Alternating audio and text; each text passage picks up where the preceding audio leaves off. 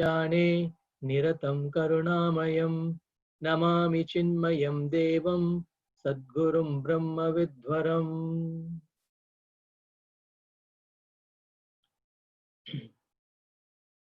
So we'll do the Gita Dhyanam, the first shloka and the last shloka.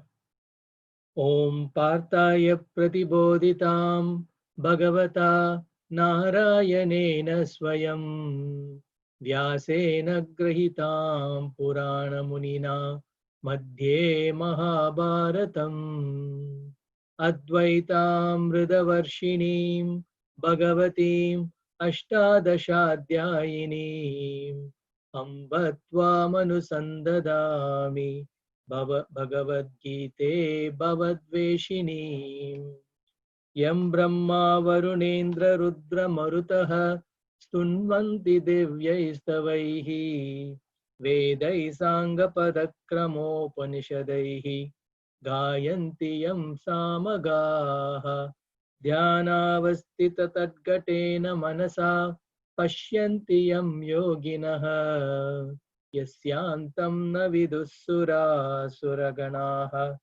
Devaya tasmai namaha Devaya tasmai namaha Sarvadharman parityajya Mamekam sharanam vraja Aham tva sarva papebhyah Mokshayishyami ma shuchaha.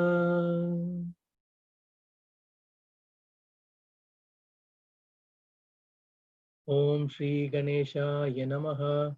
Om Shri Saraswatyai Namaha. Om Shri Gurubhyo Namaha.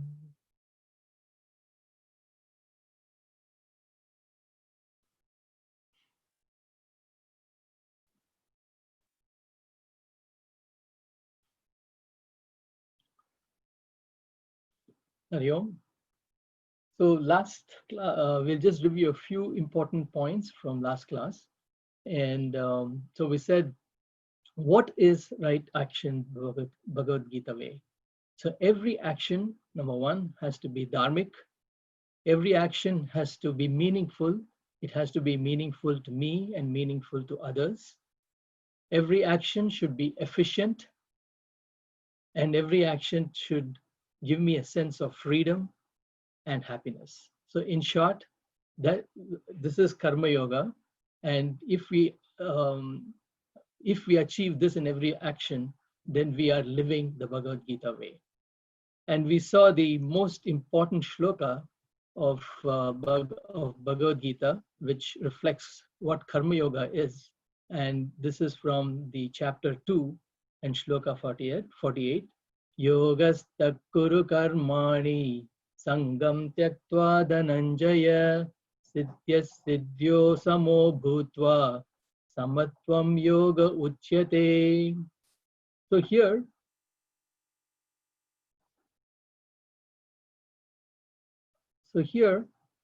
in this shloka, being steadfast in yoga, that means without losing sight of your goal, not being distracted by other goals, and not distracted by attachments that you have, or dhananjaya, you become balanced in success and failure. And this is called as, this is actually yoga, which is the evenness of mind, samatvam yoga uchyate. So be steadfast in your goal, work on it without any attachments, and be balanced in success and failure. So this was our starting shloka last class, and this is the summary statement on karma yoga and also the summary statement of Bhagavad Gita. It's a very, very powerful shloka. So then what we said was, we will go through all the five aspects of right action. What is my dharma? Then how should I act? And look at shlokas in Bhagavad Gita that reflect this. So we saw about what is my dharma. So my dharma is to perform my duty in a righteous manner to bring about integration in the society. Okay. So here, A question can arise in a person's mind in today's world, right? We are living in a very competitive world. And let us say I'm working for a consultant company, A, and there's another consultant company, B. Both of them are bidding for a huge project from the same customer, right? It's a $1 billion worth project. And if you get it, you're going to be really successful. The company is going to be successful. And if you don't get it, the company may even have to shut down. Okay, it was such a pivotal project. So both of us are bidding. So you have to do your best in creating the proposal for this project. Okay, so you have to market it, and you have to market it so that you're able to get the contract, you're able to sell yourself. So at this juncture, you can get a question that, okay, now I did a very good job. Company A was successful in getting the contract. What about now company B? Now, there's probably some layoffs in company B because of this. So would this not cause disintegration in the society? So here, this was exactly the problem that Arjuna also faced. So Arjuna said, "Oh Krishna, you're asking me to fight this war.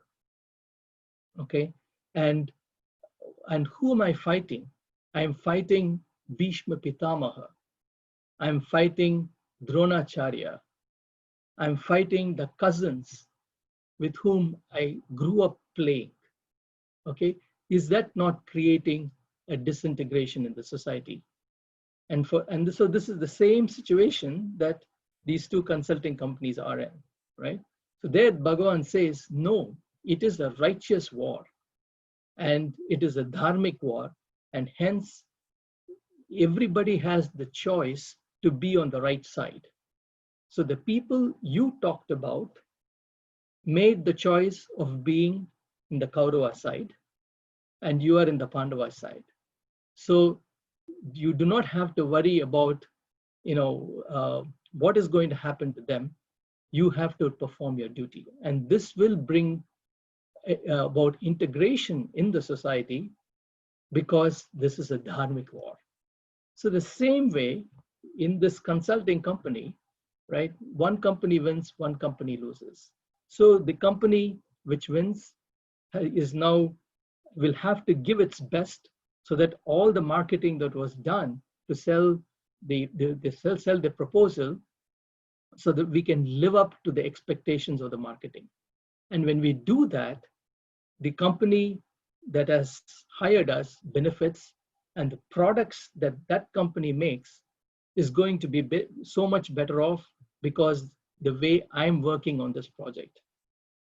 And this will bring about integration, because ultimately a whole lot of people are going to use this product, and you give the best quality product, and you give it at the best possible price, and you can be proud of that you have a contribution, that you have made a contribution to these targets of the customer, right?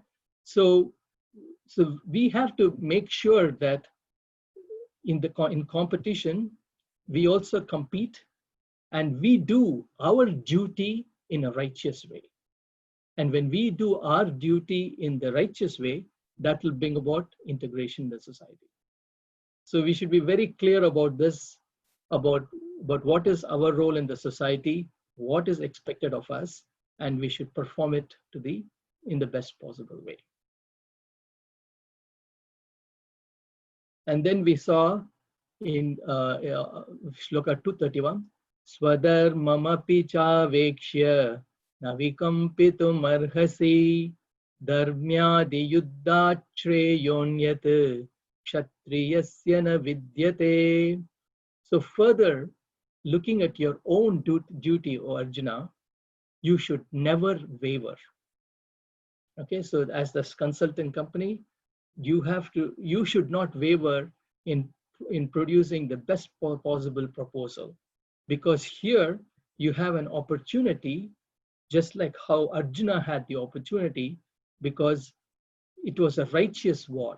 such an opportunity for Arjuna will be very rare. Okay, and when the righteous war is righteous, there is nothing better that you as a Kshatriya can do. So same thing, when the opportunity is there for us, we have to put forth our best effort in spite of all the obstacles that we might face.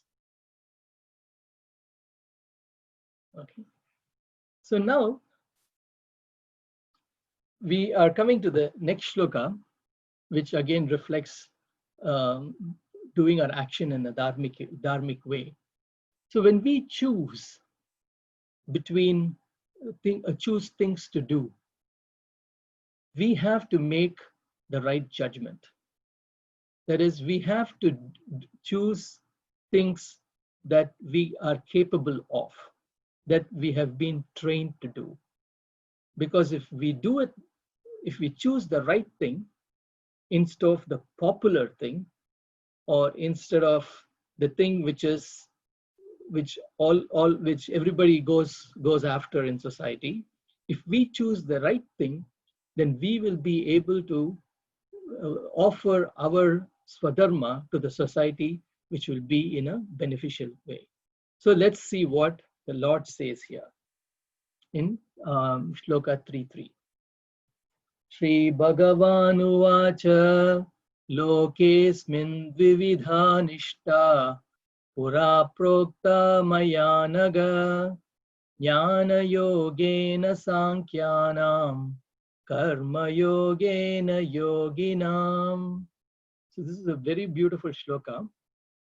Here, the blessed Lord, Shri Bhagavan Uvacha, the blessed Lord says, Lokesmin Dvividha Nishta.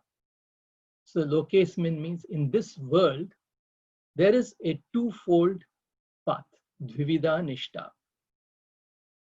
Pura Prokta Mayanaga. As I have said before, O sinless one, Jnana Yogena Sankhyanam. So one path is the path of knowledge of the Sankhyans, Karma Yogena Yoginam. And the other is the path of action of the Yogins. So these two paths are there. And actually Bhagavan glorifies the path of Jnana Yoga of the Sankhyans in chapter 2. He glorifies it, saying that that's the path which will ultimately lead us to liberation. And Arjuna hears this, right? And so he is very inspired. Why should I choose Karma Yoga over Jnana Yoga if Jnana Yoga is going to give me liberation? But the Lord says, no, Arjuna, you have to start with Karma Yoga. You have to fight this war. So let us see a few scenarios, and then we'll come to the shloka. So in the semantic religions of the West, you have one book and one prophet. For example, you have the Christianity, which is the teachings of Christ available in the Holy Bible. And then in Mohammedanism, you have the teachings, the revelations that the Prophet Muhammad had is available in the form of Quran. And in Buddhism, the teachings of Buddha, you have it in as Buddhism. So when these people come to India, come to the East, they are so perplexed that there are so many religions, there are so many paths, there are so many books. See, so the reason why we have this is because each person is different, meaning the mind of each person, the texture of the thoughts that we have, no two people can have the same mind. And therefore, instead of having many religions, you need to have even a personal yoga that will work for you because your mind is unique. So then what happens to these religions where you have one book and one prophet? Yes, a few people benefit by those, but a large number of people just pay lip service. So that is the reason why we have so many paths in the Hindu religion, so many books that one could follow. So a few more examples will make this a little clearer. So let us say I start a university. So I offer just music as the subject. How many people can come to this university? Maybe 100, maybe 200 maximum, right? But if I, along with music, if I offer literature, physics, chemistry, mathematics, commerce, engineering, and medical, now all of a sudden you are catering to a whole lot of people, meaning you're catering to the texture of the mind of whole lot of people. So you cannot have one subject fits all, right? So you have to offer an a la carte of subjects. And now you will see the enrollment in the university from 200 will be around 20,000 or 30,000. Do we have just one book for physics? No, you have physics as a science. So you have multiple books for physics. In the same way, Gita is also the science of living. So it's not Gita. So in the Sanatana Dharma is science of living. So naturally, you will have multiple books and multiple gurus who will be benefiting the society. Another trivial example, but powerful one, is when you host a dinner, you're calling about 25, 30 people or even more. You just cannot make one dish, right? I'm just going to make a soup and I'm going to make a salad. It's not going to work. You have to make multiple dishes to suit the tongue of multiple people. You have to make Mysore rasam, you have to make rasam with spices, you have to make rasam without spices, you have to make dishes from Chennai, from Kerala, from Gujarat, bhel puri, pani puri. You just offer a whole lot of dishes, right? So then you're able to cater to 40 or 50 people that whom you're calling, right? So the thing is, so we have many paths, but it is very important to select the path that suits our temperament. And that's exactly what Shri Krishna advises Arjuna to go the path of Karma Yoga. Why? Because he has been all his life, he has been practicing being an archer, being a soldier, being the commander-in-chief of the Pandava army. And the last 13 years where they had to spend in the forest, they knew that war was inevitable, okay? And they were practicing their skills like hard. They were sharpening their skills in order to face this war. So he had this inbuilt rajasic tendency in Arjuna that had to be released in the war. For such a person who has been practicing all his life to fight a dharmic war, you cannot ask that person to go to the Himalayas and do meditation. You cannot ask that person to follow the path of Sankhya Yoga. Now let's see, so that explains the different alternatives that are there in our religion. But here, if you see, lokesmin vivida nishta. So in this world, there is this twofold path. So this twofold path has to be understood properly. We take a couple of examples and that will help us understand this. So let's say I want to get into the medical college, right? So in order to get to the medical college, I have to take MCAT. So there is two things. I have to do MCAT, I have to take, then I have to apply for the medical college. Now, you cannot say that, do I have a choice here? No, you don't have a choice. Can I just apply for the medical college alone? No. It's a twofold path there. You have to first do your MCAT, and then you apply for medical college. Okay, so another example also will make this, and will make us understand this twofold path better.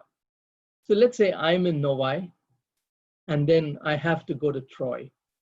All right, and so I take Telegraph, and then I have to take 16-mile road, right?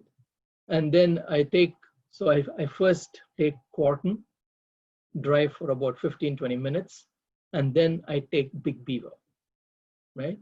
So did I really take two roads?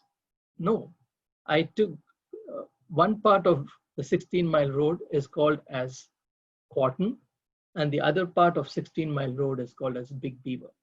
So in order to get to Big Beaver, I have to go through Quarton, right? So the Karma Yoga and Sankhya and the path of action and the path of knowledge, the Jnana Yoga and Karma Yoga, it's just like this. It's like the Quarton Road and the Big Beaver. First, I have to take Quarton Road. First, if I am a Rajasic person, I have to take Karma Yoga. I have to do Karma Yoga. And once I purify my mind through the path of action, then I will automatically slide into Jnana Yoga, right? So this we have to understand, and this is what Sri Krishna was trying to tell Arjuna, that for you, Karma Yoga is the best is the best path, even though I have highlighted, I have glorified Jnana Yoga. So this is very, very important in Dharma. We have to know where we fit in. We need to know our qualifications, and accordingly, we have to step into that area. All right. Then if we have the right qualification and we are in the right job, then we will be able to do our job well and excellent. When you do your job in an excellent way, results are going to be excellent. So it's a very nice shloka which shows the importance of prerequisites in life before we can go to the last part of Jnana Yoga, right? So we have to make sure where we fit in, and then accordingly we move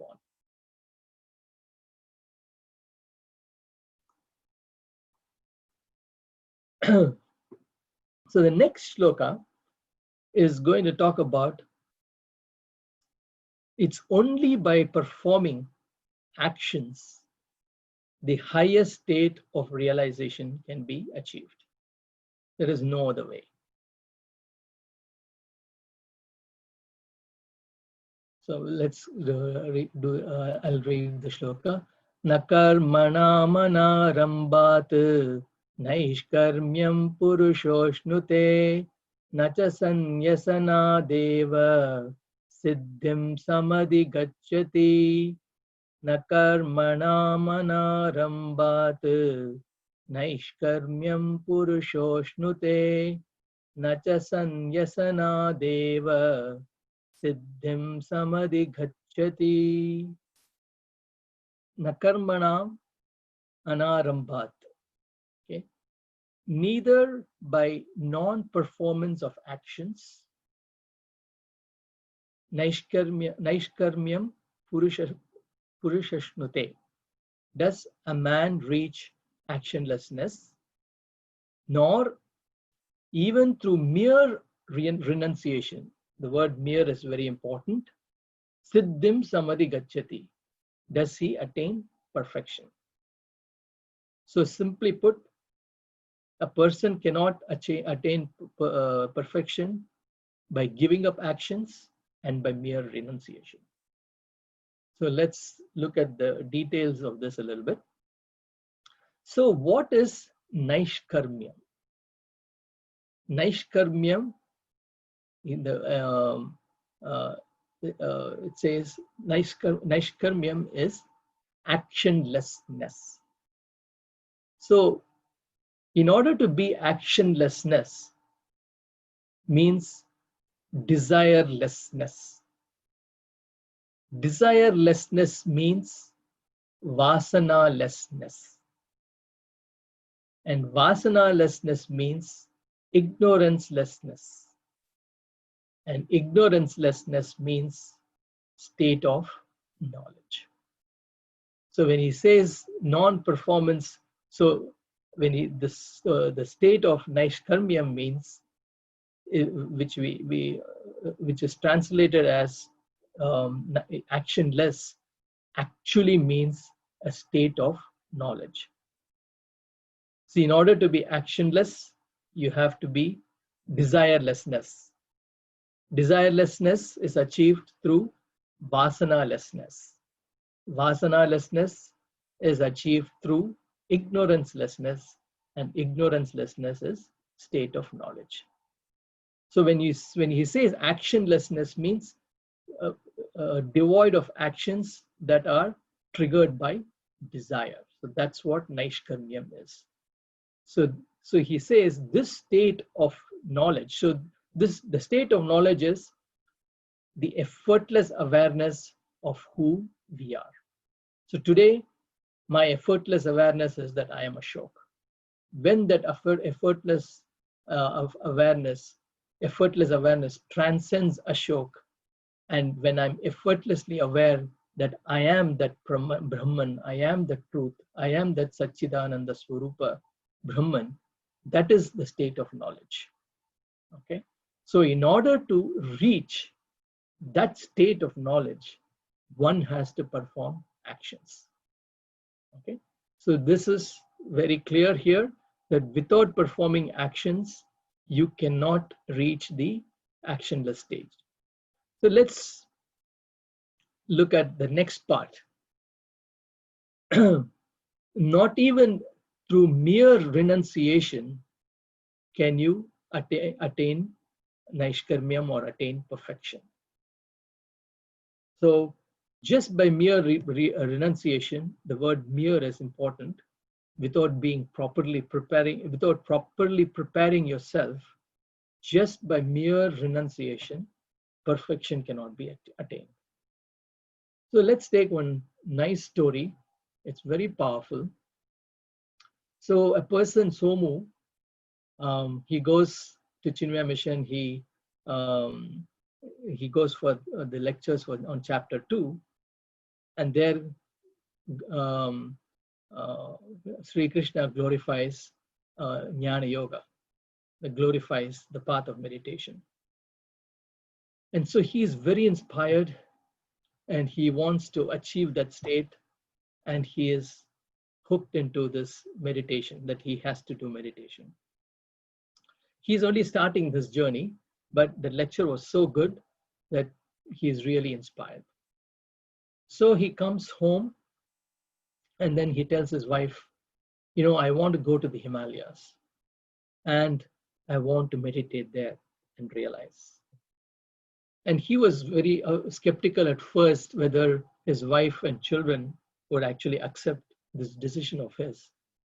And to his surprise, both of the children, had a couple of children, and his wife readily accepted his decision. He was surprised. But then he has made his decision, so he said, I am going to go. Okay. So he heads to the Himalayas with very little, all the needs that he needs, put in a small bag, and he goes to the Himalayas, and he builds one small thatched hut, and he starts to meditate. All that he has, his prized possessions is 2 langotis, which one he washes and the other one he wears. And then that's how day after day his clothing works. And then all of a sudden he saw a rat paying visit to his ashram. Okay. So the rat, he tries to drive away the rat. That doesn't work. So he said, okay, I have to, this is the Himalayas, this is the forest, I have to live with this rat. And the rat slowly starts to nibble away at his langoti. And this is serious because he has only 2 langotis, right? And so he said, no, how do I prevent more damage to my langotis? So he finds a cat around the ashram, and then he gets this cat and keeps it in the ashram so that the rat can be driven away and will not come back again. And he accomplished that by keeping the cat. And then he saw that this cat was lonely and but was so helpful to him. So he said, I should get a dog so that this dog can play around with this cat. And he gets the dog. So now he has a dog and he has a cat. He has to now take care of these 2, right? So he has to buy milk every day, and this was becoming an expensive deal to buy the milk. So he figures out, let me get a cow so that I can milk the cow every day and give the milk to the dog and the cat, and even I can have some milk. So he gets himself a cow. Now this is becoming now a high maintenance deal for our Somo, because the cow has to be taken care of, the cat and the dog, you have to take them for a walk, you have to bathe them and all this stuff. So this was eating into his meditation time, and he did not like this. So he was scheming, what can I do? And then he said, okay, let me get a maid servant, all right, so that she can milk the cow and give it to everyone, and maybe even wash my clothes, my langotis. And so he felt that that'll be a good idea, right? So he's with difficulty, he finds a servant maid who comes and works for a couple of hours every day and does the chores. And now you have to pay the servant maid, right? And where does he had limited resources to make the payment. And so he talks about this issue with the servant maid. Then the servant maid said, no, why don't you marry me? If you marry me, then you don't have to pay. And he thinks about it. He said, yes, it's a good idea to marry her, and then he marries. So he is back to square one. He goes to Himalayas to get married. To give up worldly life and to do meditation. And now he is back to square one, and he is married, and his family now is even bigger than the family he had back home. So this shows the unpreparedness of the mind, what it can do to you. Okay, and so here, so the shloka says that not even by renunciation can one attain perfection. So naishkarmyam cannot be attained, can be attained only through actions, and it can be attained only through proper renunciation and not by just renunciation alone. It cannot be attained. So this is again a very powerful shloka. So here,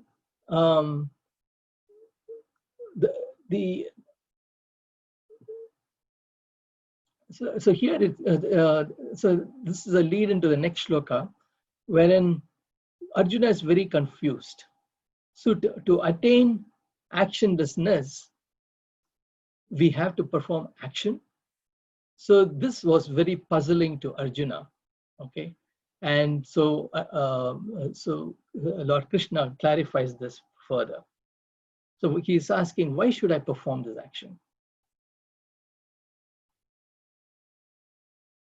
So we'll go to Shloka 3.8. Niyatam kuru karmatvam karmajyayo hya karmanaha sharira yatra pichate na prasidyeda karmanaha niyatam kuru karmatvam karmajyayo hya karmanaha sharira yatra pichate na prasidyeda karmanaha niyatam kuru karmatvam. So you have to perform your bounden duty. Karmajyayahi akarmanaha. For you, action is superior to inaction. Sharira yatra pichate means even the maintenance of your body would not be possible by inaction. Right?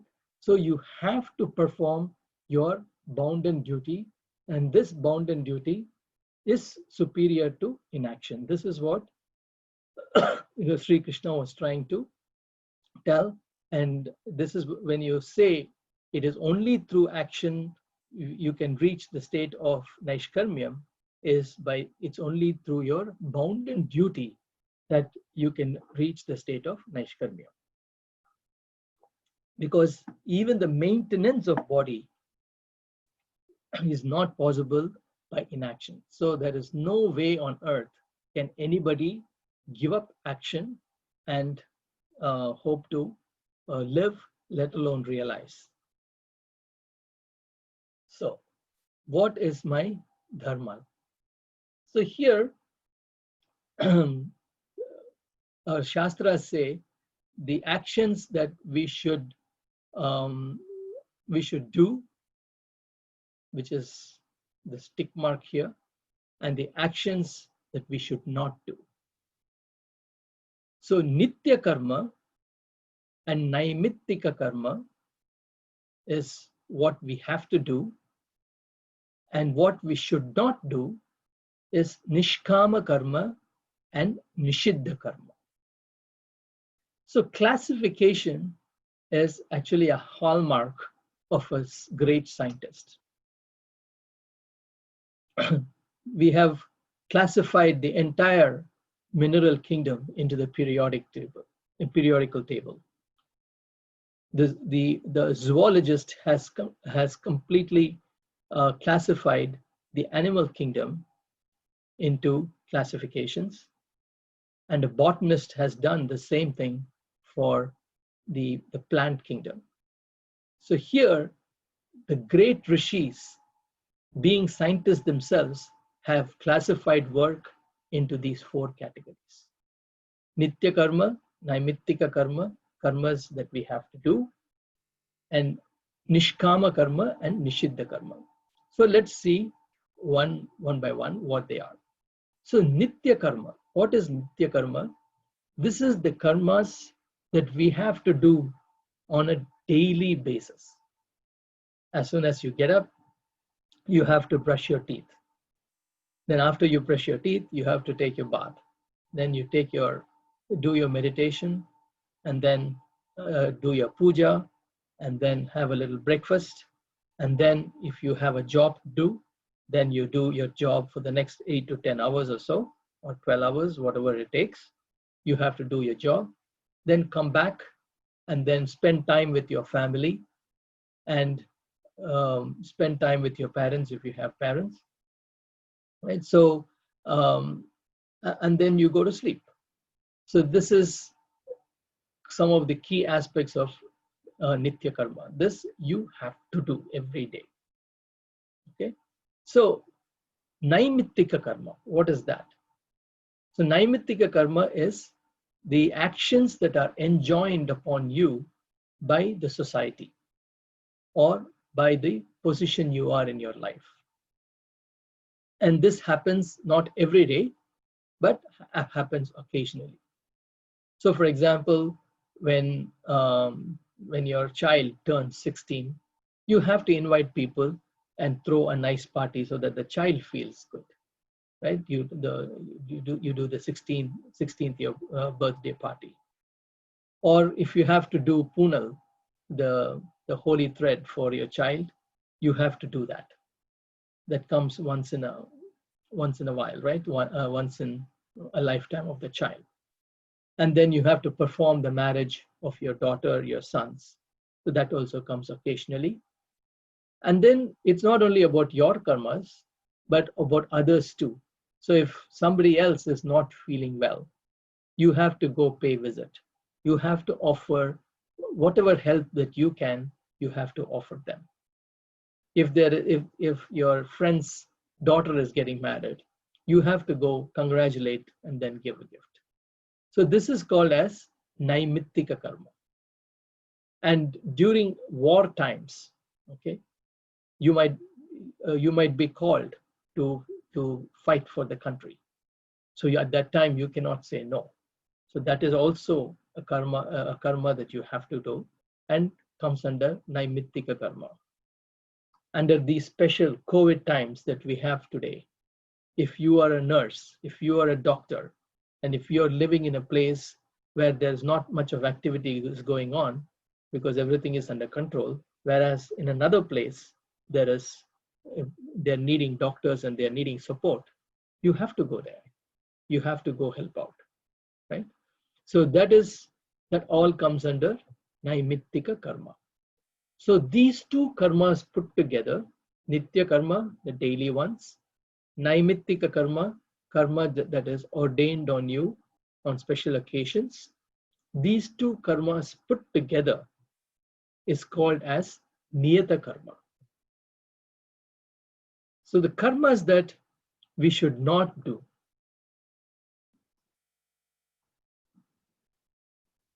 is nishkama karma and nishiddha karma. So what is nishkama karma? So nishkama karma is actions that are propelled by your desires. Okay. So for example, if you have a desire to go for a movie, okay, so you have to first ask yourself that, is this the right time for me to go? And many times it's not the right time. So you should avoid it. And also there should be a limit on how many movies you see in a week or in a month, because all this takes away valuable time from your work, from your family time. If watching serials on TV, all right, right now there is, because of things like Netflix, like binge drinking, you also have binge watching. You all the serials are available to you. All the episodes of a particular series, let's say Friends, all the episodes are available to you, and you go one after another. Because all those actions is driven by desires. Okay, so this is called as nishkama karma. And the reason why they say this is anything that is just driven by desire alone and doesn't fall under nitya and naimittika karma, okay, once you do that karma, the desire gets actually strengthened. And then you do more of it, like this binge watching. You watch one episode, you watch another, you watch another. So that is nishkama karma. And the fourth one is nishiddha karma. Nishiddha karma is karma that is prohibited by shastras, by society. And this could be, like, for example, drinking, excessive drinking, drugs, indulging in terrorist activities. So basically any activity that will not bring about integration in the society can fall under nishiddha karma. So these are the things that you have to, these 3 and 4, these karmas, nishkama and nishiddha karma, you have to stop doing. So the nitya karmas, so whatever be the situation, the Nitya and Naimittika karma. Whatever difficulties are there, you have to do them. There is no excuse. So Arjuna was there in the battlefield, right? He was saying, how can I fight my cousins, my Bhishma, my Drona? No, you don't have any excuse. They had a choice. They took that particular side. So you have to, and this is a Dharma Yuddham. So you are in the right side. So you have to fight this war.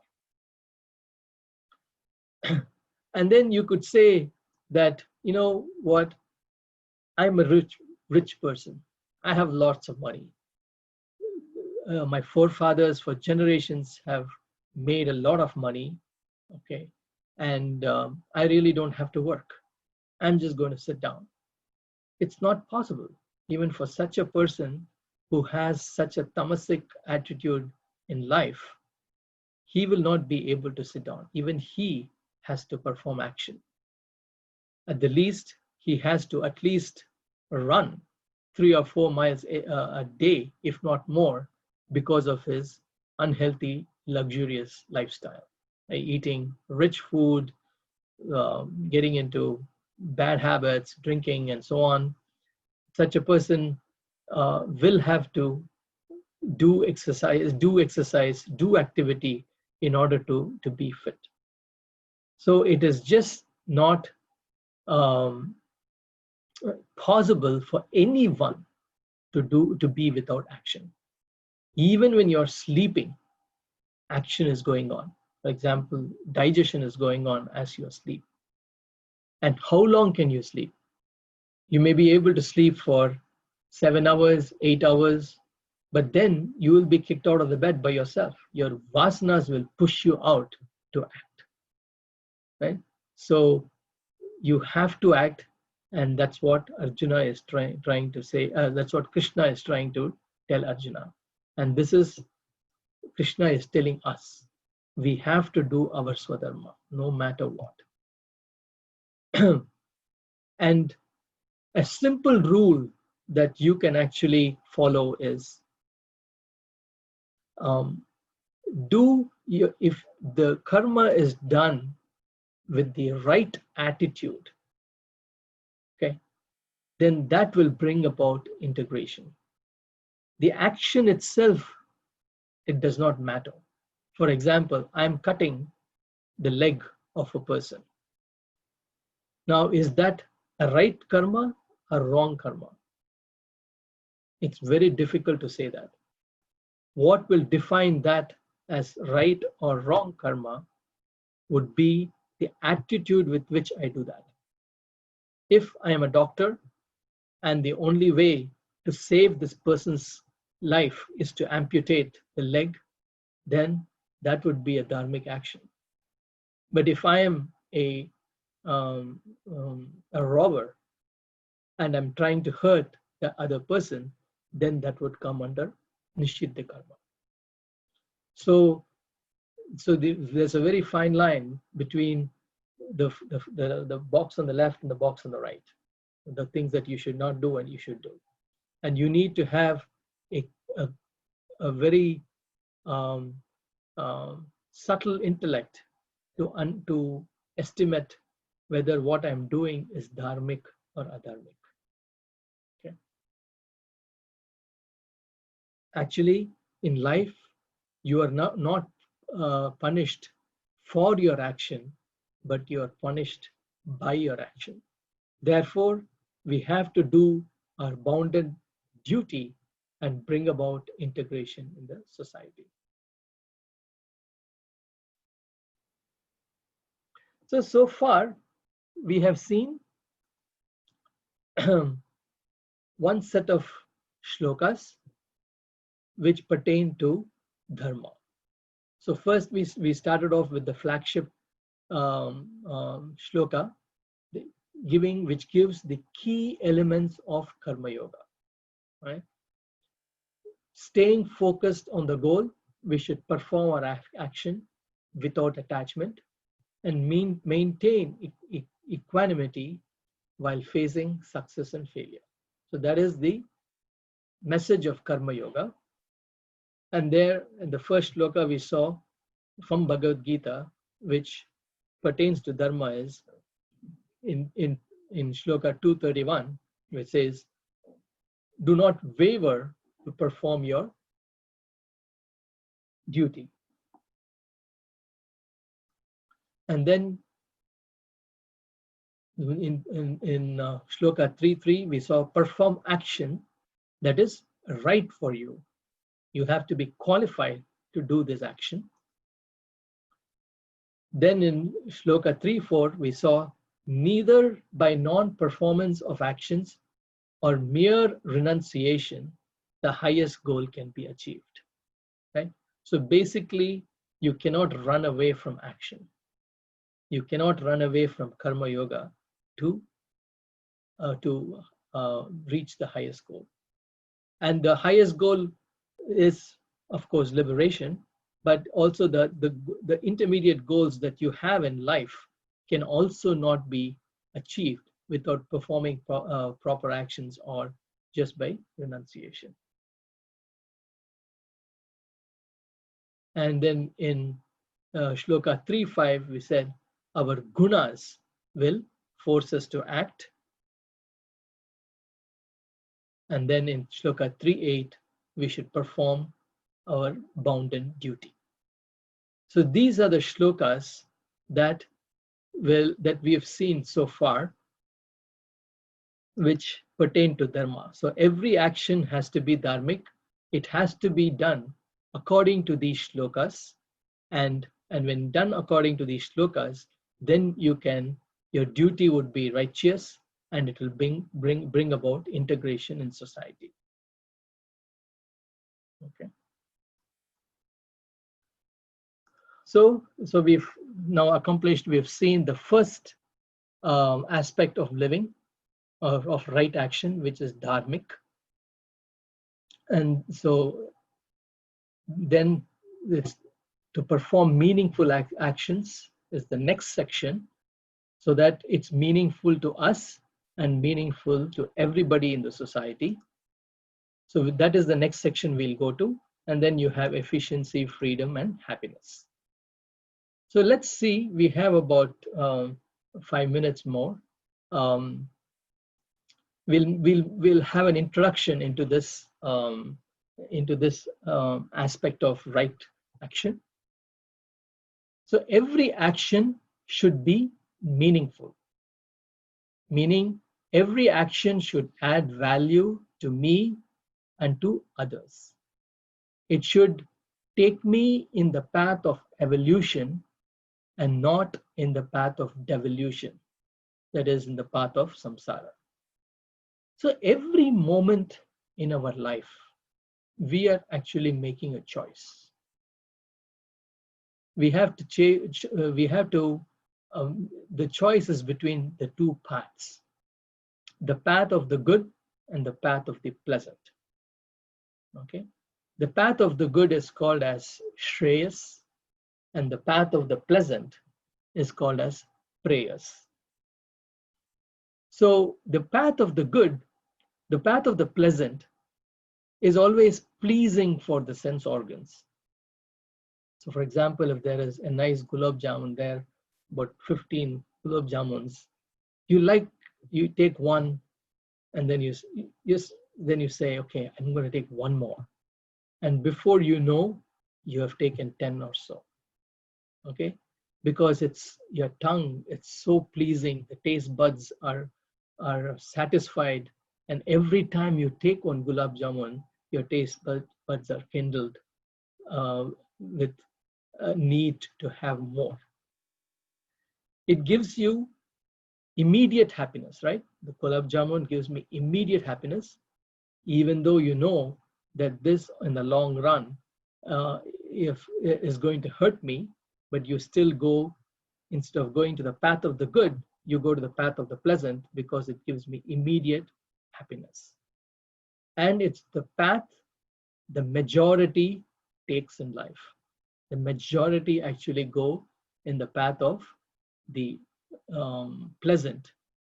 And this path, because of these things, it actually takes you into the path of devolution.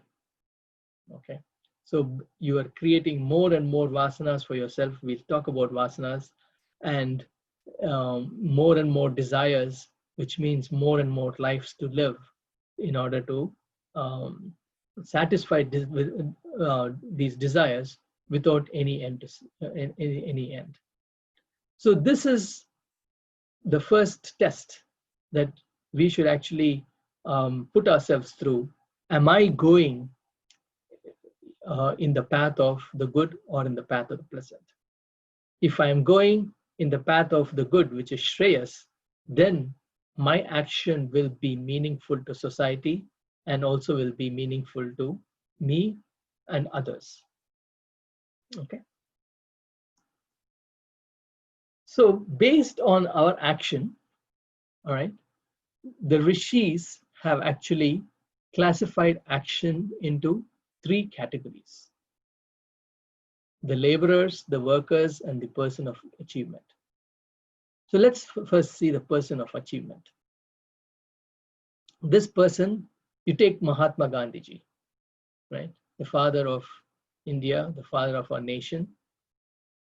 He had a total selfless attitude towards living. He had a very high goal. His goal was to see freedom for India. And he could have taken 2 paths, the selfish path and the selfless path. In fact, he did not want any power. He did not want any position. And after the freedom was achieved, that's what happened. He did not take any position in the government. So his main goal was to bring freedom for India and nothing for himself. And this is called as a selfless attitude. So whatever we do in society, we should not ask, what is there in it for me? I have to do it in a selfless manner. And then you have the other end of the spectrum, where people perform with a very highly selfish attitude. Okay, it's all about me and my family, and no matter what, I'm going to achieve it. By hook or crook, I'm going to achieve my goal, achieve my promotion. I may not be doing a good job, but I'll figure out a way on how to get my promotion. All right, totally selfish attitude towards living. And these are classified as laborers. And in between them, you have these workers like politicians, scientists, and so on, where they are to a certain extent selfless, but to a certain extent they are selfish. Selfish in they are tied to their ideology, and even if their ideology is proven wrong, many people find it very difficult to accept it. All right. So this is the spectrum from selfish to selflessness. So when our action is selfless, then it brings about value to me and value to everybody else. And that's what happened to Gandhi. But because of his actions, he became the father of the nation. It's not that he wanted it. It was given to him. And it was an evolution for himself to get to that status, right? So we all have to aspire to be selfless in our activities so that our action can benefit me and can benefit others. So next we will see in the next lecture the genesis of action. What is action? What are the different components? And then how to apply all this in our living. Okay, Hari Om. Just a quick announcement before we close. If you have any questions, okay, you can post it in the WhatsApp group, the Bhagavad Gita lecture group. You can post it as a private message to me. I will get the question, and either I will answer it in the following class, or if it is going to be addressed by what we are going to actually see in the next few weeks, I will just leave it, and then the answer will come when those aspects are taken. And now I will hand it over to Satish Ji for a couple of announcements.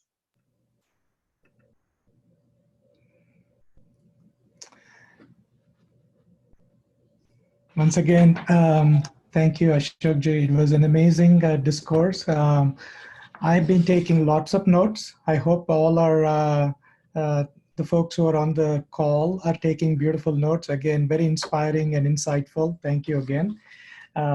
Second thing is, we apologize today. We couldn't get to the YouTube link. For some reason, I was having access issues, but I will make sure that this beautiful video is uploaded of this discourse on the YouTube channel on the Balaji temple. I'll do that. For those of you, if you're interested, tomorrow we do have at 10:30 Eastern, we have a rare privilege to live stream a vocal concert from Bengaluru. The local, I know there are a lot of folks from India, so the local time in Indian Standard Time is 8 o'clock, but then the Eastern Standard Time is 10:30 for us, by Rudrapatna Vidwan Shri P.K. Prasanna Kumar, who is the Asthan Vidwan of Shri Kanchikamakuri Peetam. So we thought we would share that, and we'll apply the link to you, and then you can definitely join if you have time tomorrow. Thanks again. See you next Saturday, I guess, Ashok Ji? Yes, we'll see you next Saturday. Yep, next Saturday, same time. Namaste. Hari Om. Thank you. Yeah, bye.